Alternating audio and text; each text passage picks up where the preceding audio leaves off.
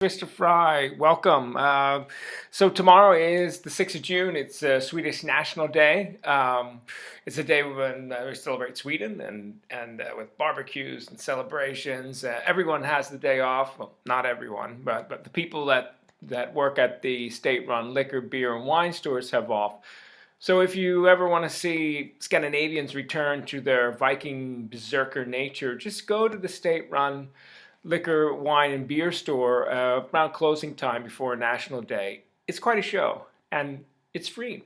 Speaking of things that are free, Kulturen, the Culture Museum in Lund, is open tomorrow, and it's free. Free admission for everyone. There will be games. There'll be puzzle. Puzzle is arts and crafts. It's an amazing museum. There'll be a lot going on. I highly recommend it. I'll be there giving a demonstration. But also a lot of flag waving, and a point of cultural interest. When the conversation of patriotism in Sweden, when the conversation of patriotism, flag waving comes up, the critique naturally falls on the Americans. However, when you remind the Swedes that they put flags on their Christmas trees, they deck out a dinner table for a big party with flags. Every stuga, summer cabin has a flag. They sort of, yes, so yeah. I never thought about that, Stephen. However, we are not as crazy as you Americans about flags. Really, you put Christmas trees, or excuse me, you took Swedish flags on your Christmas trees. A child can't dress as an angel at the Christmas pageant in Sweden, but we can put flags on Christmas trees. By the way, you can dress as an angel for the Melody Festival, but not for the Christmas pageant. See my previous post. Yeah, it's just, it's quite funny.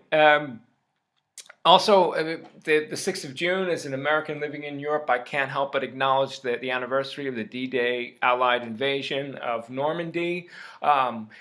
I love this nation. I have dual citizenship. I received dual citizenship last year on the National Day. But I love my adopted nation and all the benefits it bestows the national health care system, just the infrastructure, the bike lanes, the parental leave.